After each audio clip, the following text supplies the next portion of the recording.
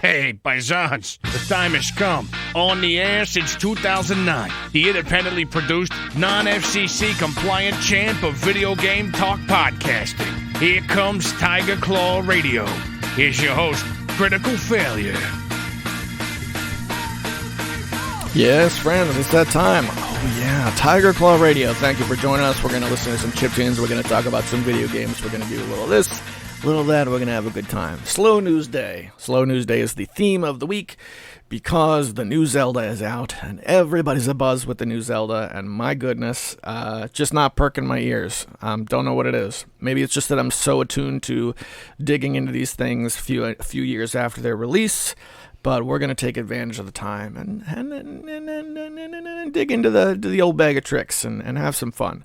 Let's start by returning to the top 40 chiptunes. These are the top 40 of the entire 8-Bit Collective archive, an archive that runs 8,000 plus songs. Hemrock put it together because he's an absolute madman. And let's see where we are in that list. We're up to track 18.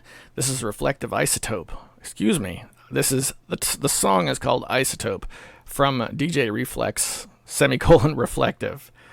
Golly. All right. Track 18. You're listening to Tiger Claw Radio.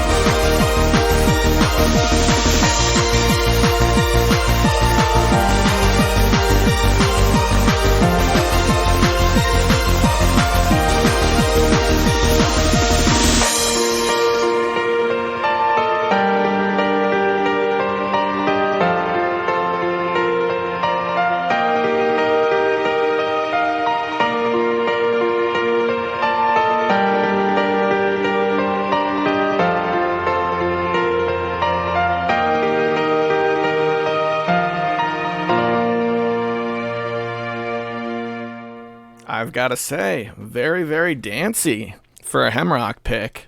Good track indeed. Usually don't hear that 4 in the floor beat from one of Hemrock's picks. That one there must have struck a nerve. Well done, I say. All right, and with that, let's see what I have saved up. Okay. All right, so this next little bit, pre-recorded, I think goes over everything that's happened in the past week. So let's throw this out there and get up to speed.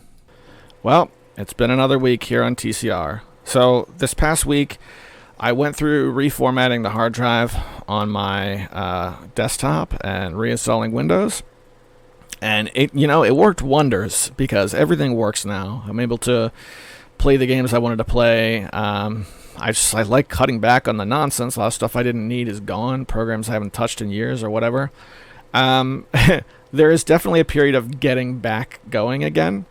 But yeah, it's been pretty great. The game that pushed me over that edge was Dead Island Riptide.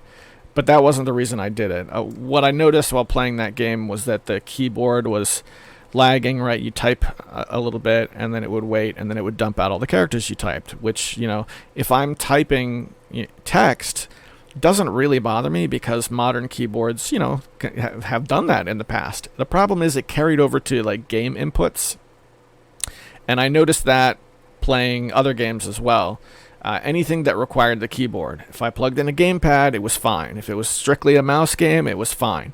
But Dead Island Riptide was the game I noticed. So reinstalled everything, loaded up Dead Island Riptide. I've been playing it for a few hours, and it's okay. It's okay. It's very all right. Dead Island is a game that's like not for everyone, but I particularly really enjoy, and I think Riptide is even more so because a lot of the charm of the original Dead Island is just gone completely, right? Dead Island was an exceedingly slick and cool game. The way they did the whole resort area was just awesome. And, none of that is present in this game. Still fun. I'm still basically doing an offline MMO, killing zombies, collecting loot, and going to the next mission, which is mindless, but I do enjoy it. More than that, I just enjoy the fact that I picked out a game and my computer is allowing me to play it.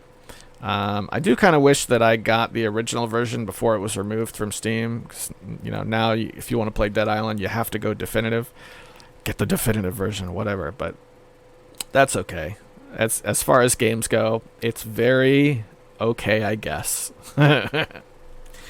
Over on Steam, speaking of Steam, there's a sale for related to sports games, which is funny because being somebody, when I think back to retro console games, the Nintendo guys and Sega Genesis and Super Nintendo, that's really what I've been into lately. And when collecting for those systems was like at its peak, everyone laughed at sports games. But I don't know, in the past couple years or so, I've kind of turned the tide a little bit. I think, especially as it relates to the PC. I enjoy management games. I'm a big fan of the Out of the Park baseball series. I don't think you need to get it every year. That's ridiculous. But that's a really good franchise. And there's a couple that are similar as well. But Out of the Park baseball is a big one. So that went on sale, which is kind of cool. I haven't bought it, but I'm debating on whether I want to or not. I don't know. I'm on the fence about that one. It's not one that I think I would recommend to this crowd, but know that it does exist. I can tell you that years ago, they used to have me on their PR list, and they would give me a free copy of their game every year, and I would produce a little review. So if you were watching my YouTube channel back in 2015 or 2014, I would have these weird out-of-place reviews for out-of-the-park baseball products, and it was because they sent me, review keys for their very expensive game, which is kind of funny. And then eventually they just stopped.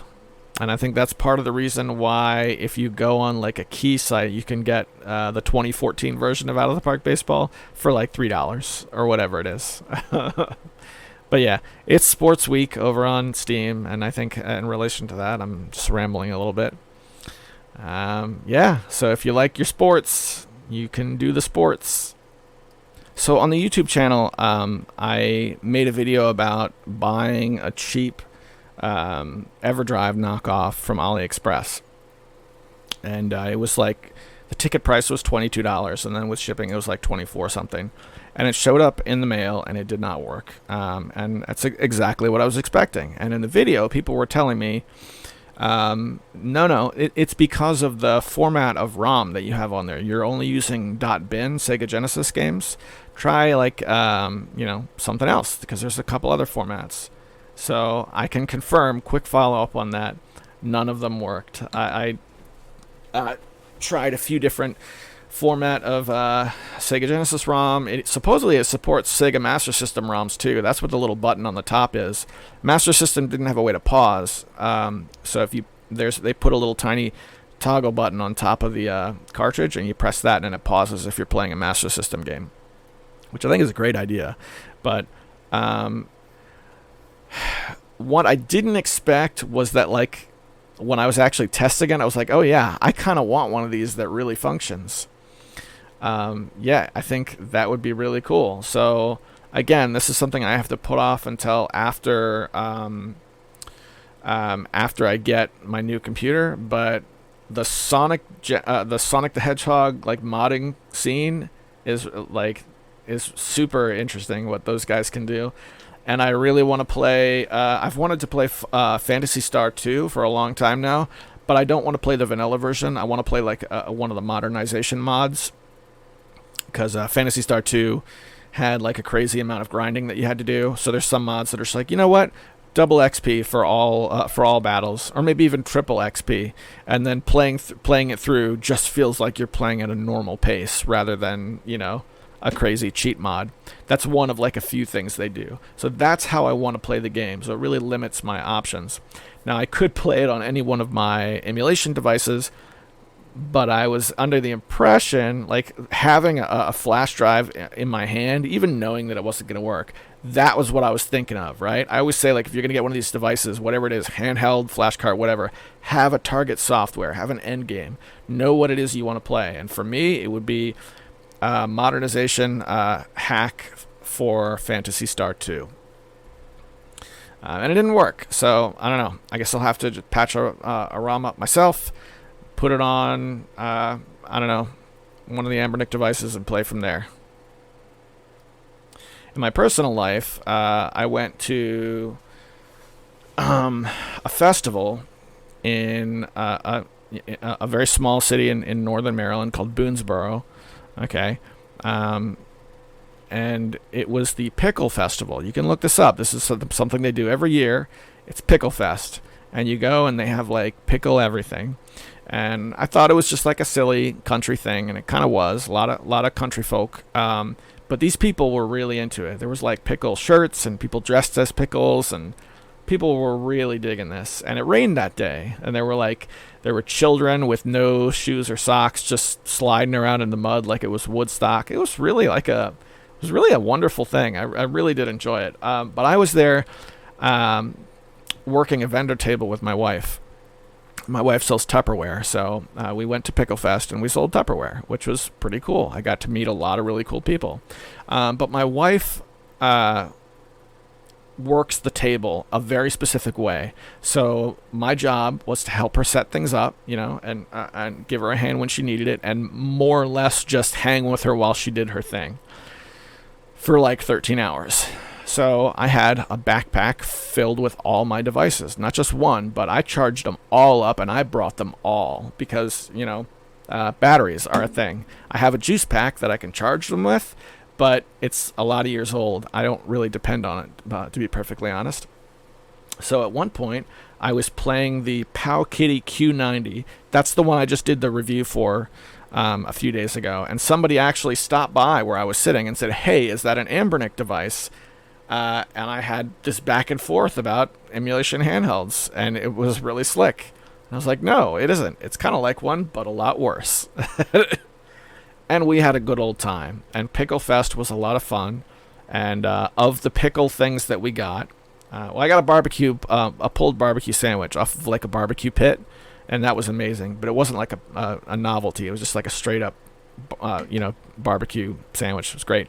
But we also had pickle pretzels, which was just like a giant pickle, like a really big one, that was wrapped in a pretzel, a soft pretzel. That was pretty good. I liked it, but I got to be honest, giant soft pretzels like at Oktoberfest are way better, just regular pretzels. And we also had pickle lemonade, which was not good. It really wasn't. But that was Pickle Fest. While I was there, I played through most of Super Mario Land 2 on the Game Boy. Because to be honest, I was hanging out with my wife and just checking things out for the most part. But Super Mario Land 2. I got to the castle at the end, and I died a few times, and I gave up. I want to say I couldn't beat it, but I just was done playing for the time being. So I could probably beat it if I went back to it. I've beaten that game before. I know. Okay, we are now recording in real time, and I'll get those transition sound effects back. Don't worry. But to bring you up to speed, I actually run my own record label. Did you know this? I haven't done anything with it in a long time, but around this time last year, I started putting together a chiptune compilation, and I did a lot of work on it, and then it dropped off, and I actually released it this past week. And I did so because I was getting ready to wipe my system, and I was worried I was going to lose everything that I had done, which included, 16 tracks from 16 different artists and acquired permissions and artwork and just a ton of work. And so I put it all together and I released it. And I gotta say, it came out perfect. It came out exactly the way I wanted it to. And it had been kind of sitting that way on my desktop for 6 months or more. So chiptune Exploration 2 from CME is out for free on Bandcamp. So we're going to play the first track off of that, and this is from Nifty Neat Club. It's called Fractions. You're listening to Tiger Claw Radio.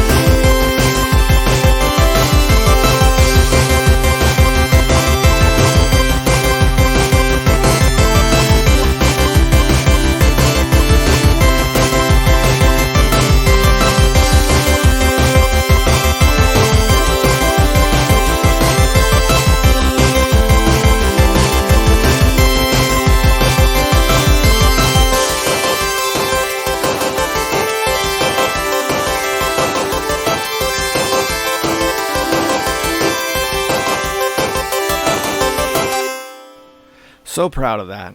Awesome track. Get that off of the Chiptune Exploration 2 for free from Community Modular and Electronic. And here's another one for you. Did you know that there is a Tiger Claw Radio archive.org listing? TCR has been on the air since 2009. It was January, and the first pilot was recorded on Inauguration Day, the day Obama took office. And I have an archive listing with almost every recording of TCR ever. There are like 2 or 3 that are just missing, and I don't know what happened to them. But that's 13 years? How long is that? 9, 10, 11, 12, 13, 14, 15, 16, 17, 18, 19, 20, 21, 22, 23, 14 years? That's 14 years of podcasting put into one listing. Well, I did a lot of update work on that over the past week when I was getting ready to shift from the old implementation to the new implementation of Windows. I got that archive almost completely up to date. It's missing like 2 months of recordings, which I'll do as soon as I can get to it. But yes, that's right, over on archive.org. TCR came from humble beginnings, so I don't know if I would recommend really going back and listen to those 2009 recordings, to be perfectly honest. But there's a lot of history there. A lot of stuff went on going back to the old episodes. Hang on, let's see if I can do something about the static here. There we go. Much better. Right. So, there you go. Archive.org, Tiger Claw Radio. You can check it out. We're just past the 20-minute mark here on the air, and right around this time, I like to thank the sponsors. It's a Patreon-sponsored program.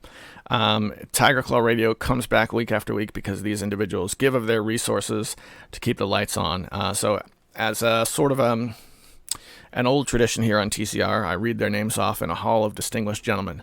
They are EmeraldRangers.com, who initially made the deal to bring us back.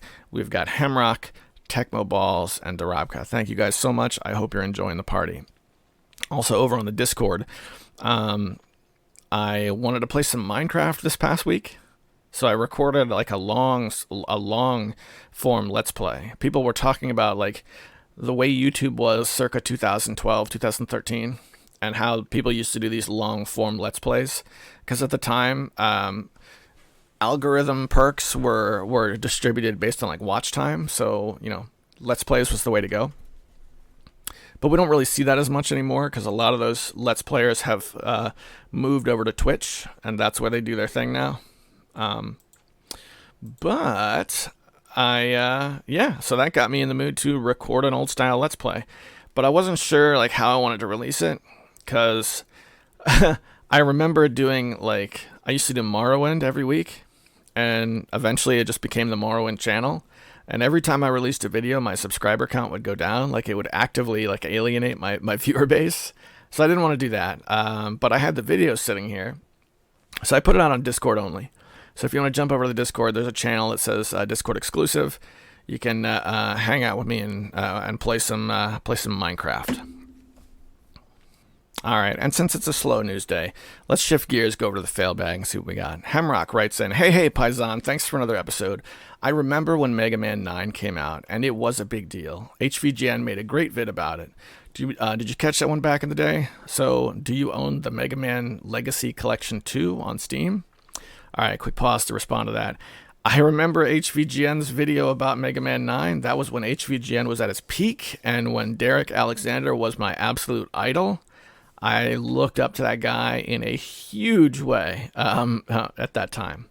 I do own the Mega Man Legacy Collection 2 on Steam. I haven't played it much, only because I got it at the same time as Mega Man Legacy Collection 1, and I played quite a bit of Mega Man Legacy Collection 1. So we had this instance where I got both of these packages at the same time.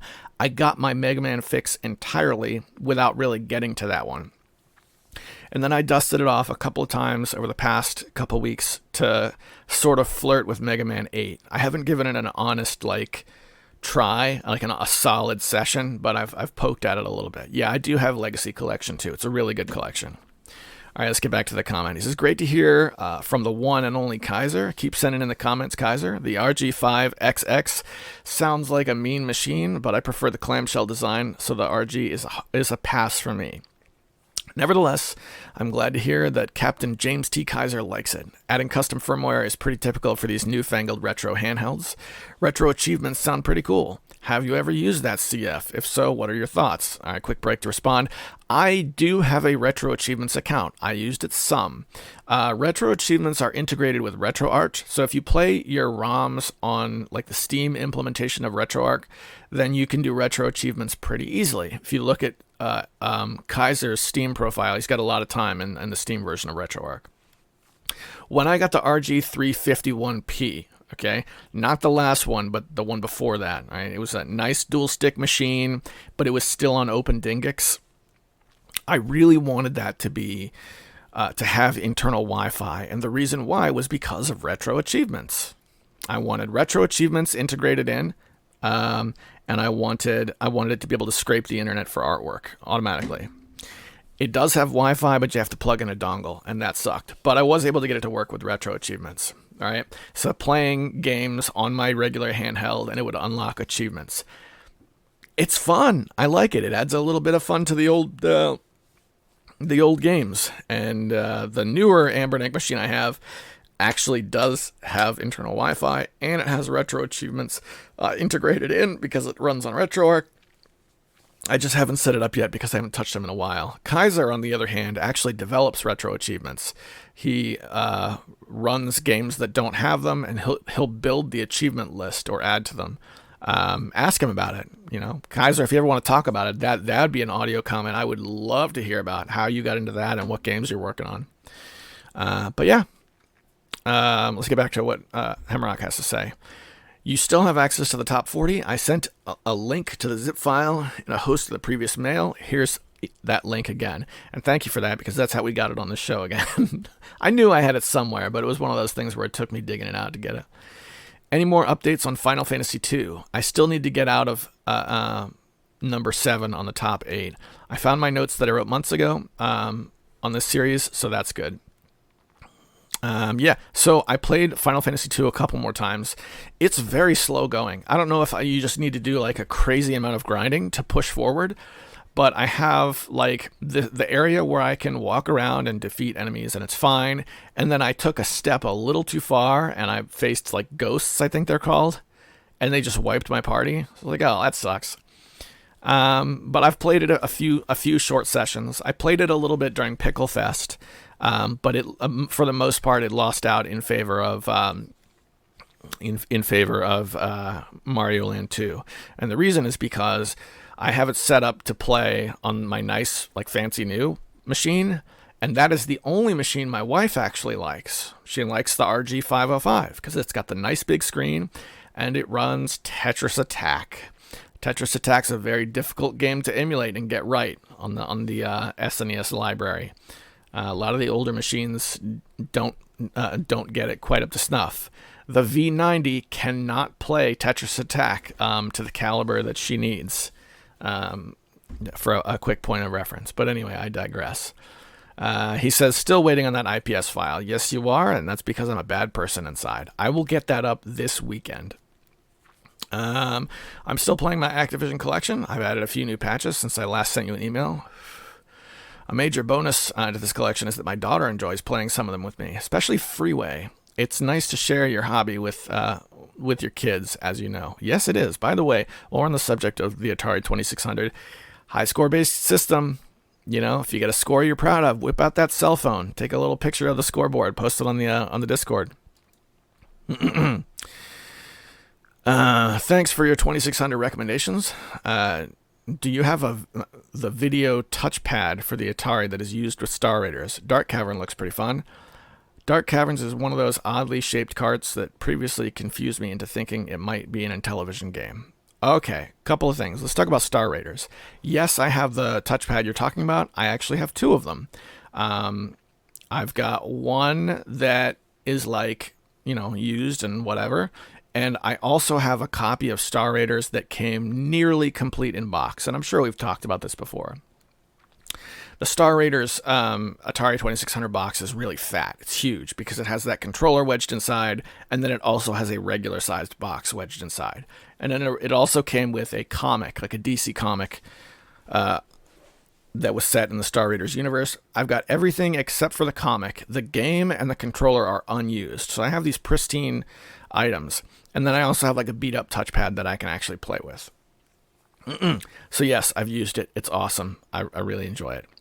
And let's talk about Dark Cavern now. Dark Cavern, so is what they call an M Network game. That was a company that made 2600 games, and there's a reason it looks, it's reminiscent of the Intellivision. I think most, if not all, of the M Network games were Intellivision ports, and Dark Cavern is no exception, except it had a different name on the Intellivision. I think it was called Night Stalkers.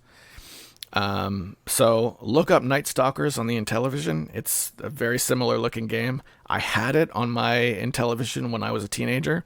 Yeah, good stuff. All right, let's get back to it. He says, I got Lock and Chase for the Game Boy for what it's worth. That's awesome that you have a game from the good old Hughes Johnson. In the unlikely event that you no longer want that game sometime in the future, let me know and I'll pay you for it. Rip Retro League, good times. Yeah. Hey man, if you want it, I don't mind circulating it in the library, within the group. Give me a second here. But now I'm curious what a copy of Empire goes for. Atari, come on. Atari Empire Strikes Back. Bear with me. Oh yeah, that's not bad. $9.50. This is what we should do, Hemrock. When we're setting up for Tiger Fest next year, I'll upgrade to a copy that has a label on it, and I'll bring my old one, and I'll give it to you. That's what we should do. It's not an expensive game. I thought it might be, but it's not. He goes on, it seems like the Retro 77 is a pretty nice little console. If you get the updated firmware, just know that the console is using emulation. It's dumping the ROM. Because of that, you might run into difficulty with homebrew or in multi-carts. You might not care, but I wanted you to know what you're getting into if you decide to go that route. I currently do not have an Atari 2600 machine. I've got a bunch of collections, though. There's something to be said for the physical act of picking up the physical tape and slamming it into the video game console. I toyed with the idea of an Atari 7800 and even the Intellivision 2 with a system changer.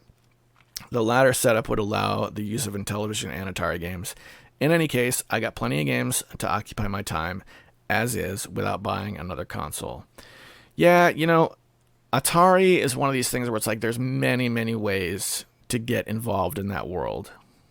Do you know what I'm saying? I think getting collections like you have, just a bunch of like Atari collections on various systems, it's really not a bad way to go. Because when I look at those collections, they always have the games that everybody has. And the further away that you deviate from that list of games that everyone has, the worse it gets. Because remember, Atari has some amazing games, but when it gets bad, like Atari bad, it's some of the worst games ever, so you're saving yourself that. I wouldn't honestly seek a machine unless A, you just happen to spot one at a yard sale for cheap, which I guess does happen, because the Atari stuff was built to last like an eternity, or C, A or B. Yeah. Or another option would be if you just end up playing your collections all the time and you just decide, you know what, I'm always playing Atari, let's take the plunge. I don't see that happening in your case, but I don't know. I'm just a guy. What do I know? He says, I appreciate your suggestion about staying positive concerning my new computer by doing something with it. Maybe you don't realize that this is my daily driver at home. Shortly after bringing it back from the shop, I was using it to play my turn in Alpha Centauri, to check my email, edit Word documents, etc. My wife also uses the PC for her business and volunteer activities. I've recently been able to set up a large television as a second monitor so I can use the new computer to play movies. So don't you worry, the Z440 is getting plenty of use. It's a great machine. Keep rolling retro, Hemrock. Well, tell you what, man, I just got to stay positive. Got to try and stay positive all the time, like Charlie Sheen. Thanks for writing in, man. Good to hear from you, brother. Let's pop over to Emerald Rangers and see what's going on there. Emerald Rangers. Emerald Rangers. Got to rebuild my bookmarks, you know. Green Phoenix has Harry Potter and the Prisoner of Azkaban review. We've got ranking all the Final Fantasy X party members from worst to best. Oh, yeah. And we've got Tiger Claw Radio 450. Kaiser goes over the RG 35XX, which has no comments.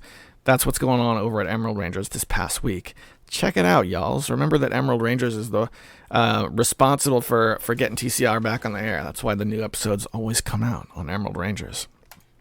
That said, let's pop over to the Discord and see what's going on Discord. All right.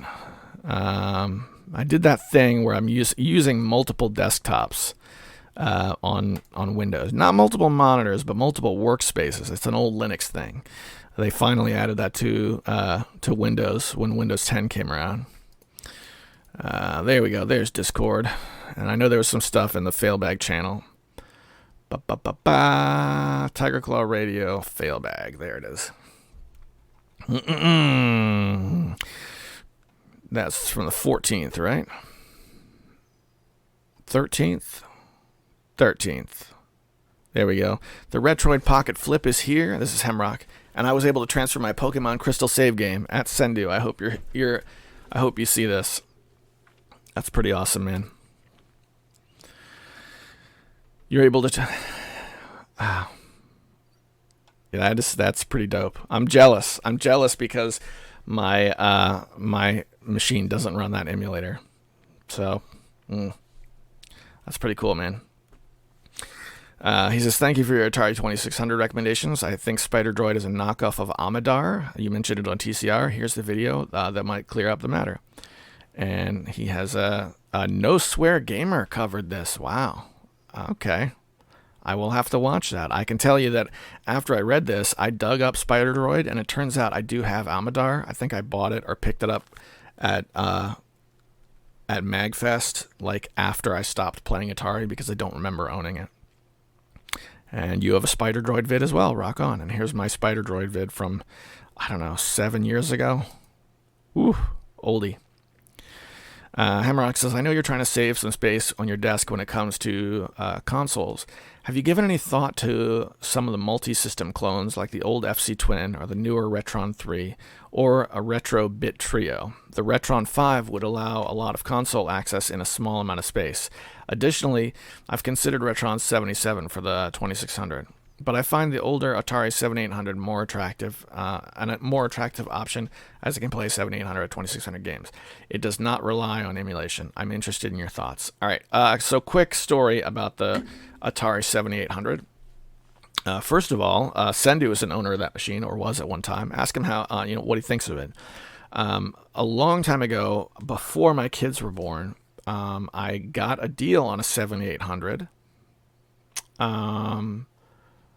And on Craigslist, actual Craigslist, someone was selling it off for $10, and I couldn't go get it because I can't remember why, but there was some reason I could not leave my house, and I really wanted one, man, and it was for that same reason. It's because it played all the 2600 games, and it opened up that 7800 library. Small as it may be, there's not a lot of 7800 games, but it does both, so it's good in that way, and I, kind of regret that. I wish I was able to pick it up, so. That's a cool thing. As far as multi-system clones are concerned, I'm not going to read the back and forth we had after this, but Hemrock posted a number of videos comparing several of the machines. We've got RO X Solid saying the Battle of the Clone Trio Titans, Super Retrobit Trio versus the HD Hyperkin 3. And we've also got the Classic 3 HD review, 8 systems and 15 games tested. But is it good? Yeah, good stuff here. All of them, I think, are out of my the amount that I want to spend right now. But the HD Hyperkin 3 is the one that catches my eye most of all. Just cause I don't know. I know I trust Hyperkin when it comes to controllers. They make a decent controller. The only controller I ever got from Hyperkin that let me down was the Atari 2600 joystick for Windows with the USB, not a straight joystick replacement, not a 9-pin that you use on Atari, but it was a Windows joystick, and it had a start and select on the side. Well, it didn't actually work with a lot of software. It felt great. If you didn't mind setting up Joy to Key, it was amazing, but it had some compatibility issues. That's the only thing I've ever run into with Hyperkin controllers, and as a matter of fact, they actually put out a second model, which I believe works a lot better. So there you have it. Controllers are everything, when it comes to these old games, and there's a lot of really crappy controllers out there when you start looking at clones and third-party machines. I remember even when we were at Tigerfest, one of the game stores we stopped at had Mike Tyson's Punch-Out set up on a clone machine, and the clone machine was like $20 or something, and the controller was just atrocious. Oh my gosh. I'm glad I passed on that, because I was considering picking up the spare NES clone for about $20. I waited 6 months, cost me an extra $5, but I got I got my NES clone from Hyperkin, which isn't perfect, by the way. It has its issues, but man, the controller feels good, and it feels good to play. And I think that's everything from good old Discord. So that leaves one place left to check, and that is going to be YouTube. Let's see what's going on YouTube. Pop, pop, fizz, fizz. There we go. All right. Oh, back over on YouTube. We had another busy week here on the YouTube channel. Had a little something every day of the week, which has been great. It's been fun to be active. The videos are low effort, but it's been cool. So I'm zeroing in on this stuff for last week's TCR. Oops, sorry. The YouTube release, so that'd be from 2 weeks ago. We got one from Death Adder who says, I thought about getting Dead Island Definitive Edition, but since I've been really into Left 4 Dead 2 recently. Then I watched a review where IGN Solus Husk said blah, blah, blah. And on this 30-hour campaign, and I said 30 hours, lol, and closed the video. As a senior citizen, I just can't play long games anymore. Is it worth throwing 2 hours at? How does it compare to Left 4 Dead 2? Oh man, the Gaming Beast in audio format, based and beast pilled. Sean is the nature boy, Ric Flair of talking. Yeah, I enjoyed that as well. Swingle responds by saying, I'd say the first 2 hours and the last 2 hours are the best parts of both Dead Island games. The combat is mostly designed around fighting up to 5 zombies at once, so it won't satisfy the Left 4 Dead format. The start of Dead Island is solid and worth watching, but you probably shouldn't buy it. He's got a point. Dead Island is more... Dead Island is not nearly as fast-paced as Left 4 Dead. Not nearly as fast-paced. It's slower. It's more of a looter shooter than Left 4 Dead is, and way more focused on melee. I mean, yes, there are guns in it, but you barely use them, grand scheme of things. And Swingle is right on point. The best part of the game is the first couple hours. The ending is okay. It's pretty cool, but not as good as the first couple hours. First couple hours of a, what did we say it was, 30-hour game? Let's see, while we're on the subject, how much time did I put into my copy? Because I had like a couple of saves. We'll put it this way. I played all the way through it, and I think that claim might be dubious. I think that might... yeah, here we go. I've got 44.7 hours into that game, but you got to understand, I put 10 plus hours into, well, I guess that I put 10 plus hours into another playthrough before my final playthrough, and I also did the Ryder White campaign, which is like 2 or 3 hours. Yeah, puts it right around. Okay, I stand corrected. It's more or less exactly what they said it was. So yeah, I wouldn't buy it unless you plan to play it multiplayer, and I know that's not something you do a ton. I know that Swingle has it. If you wanted, me and Swingle could play. I mean, I'd be down to play through it again if you wanted to do like a thing. But just for you and you're lonesome and playing by yourself, it's a pass. All right, now I switch things around here, so I gotta go back to YouTube. Okay, yeah, here we go. Swingle says, at 7 minutes and 40 seconds in, the definitive edition comes with a DLC for Dead Island. Yes, it does. I was able to play through the Ryder White campaign, which is pretty cool. Didn't get to play that when I first played through it. And also the Arena, I think, was originally DLC as well. Because when I played on the Xbox 360 back in the day, I didn't have access to that Arena, which is good fun. The Arena is actually really cool. I would say the Arena is something I didn't really know about before. Like, you have that game installed, we could play Arena mode and not worry about, having to struggle through the 30-hour story. That might be a good time. Something to think about.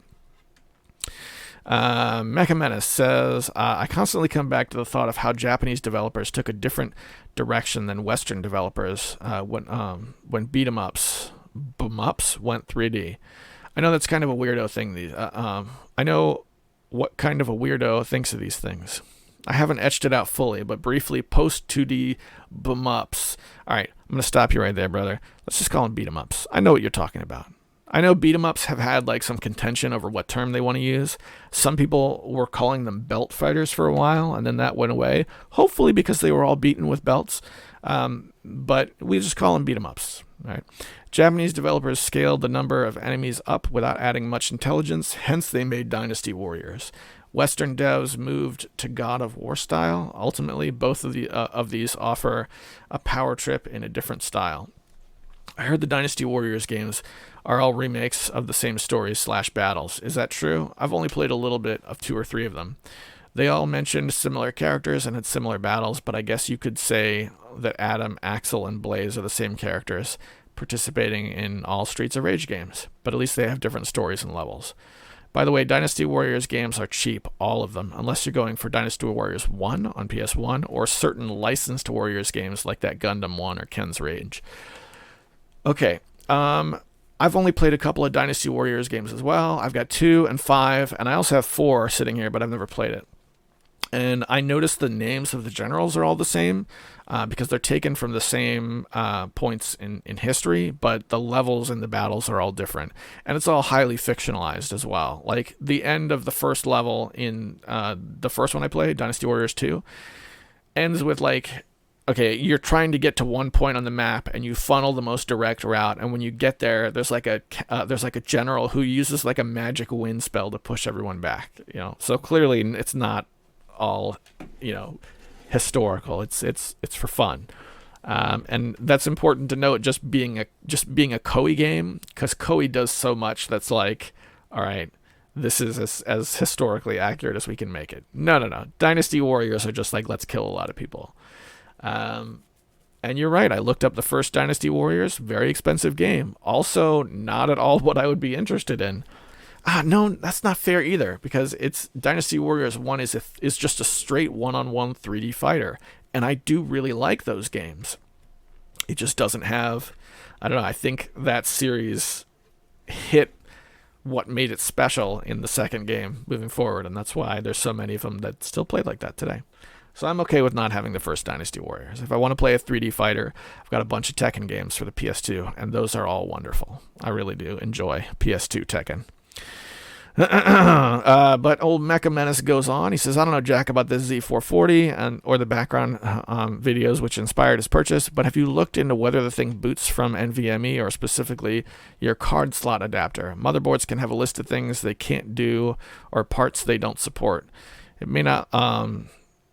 They may not like your RAM, brand, stick size, or configuration.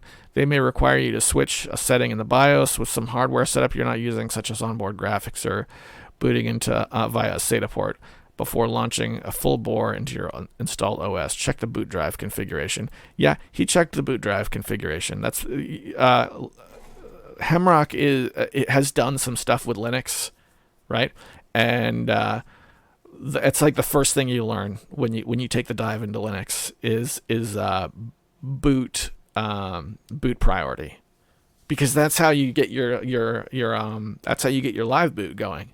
You set up a USB stick, right, to have an implementation of Linux. You put it in the USB drive. You shut your computer off, right, and then when you turn it back on, you go into the BIOS and you go to that boot priority. And so I've noticed some BIOSes will let you like select what you boot from just for that boot sequence, and some of them don't, where you actually have to adjust the boot priority to check USB every single time. But yeah, literally the first thing you learn. So I guarantee you check that out. It's either not something supported by that BIOS or was not the issue. But at any rate, he was able to get it fixed with some assistance from a computer shop. So we'll never know what happened, but I do know Z440 is not the route I'm going to go when I get my new machine circa Black Friday 2023. Big thanks to Macamanis for writing in, and everybody else for writing in as well. This is a slow news week. I knew there was no headline I could use to grab people's attention because everybody's going on and on about the new Zelda game, and it's just not my thing right now. And where does that leave us? That leaves us here. It's another week right here on TCR. Whatever it is you're up to, whatever you're doing, thanks for hanging out and spending time with us. Because time, as they say, is indeed the most valuable currency. And whatever you've got lying ahead of you this week, I hope it goes well for you. I really do. I'm rooting for you. I'll see you next week.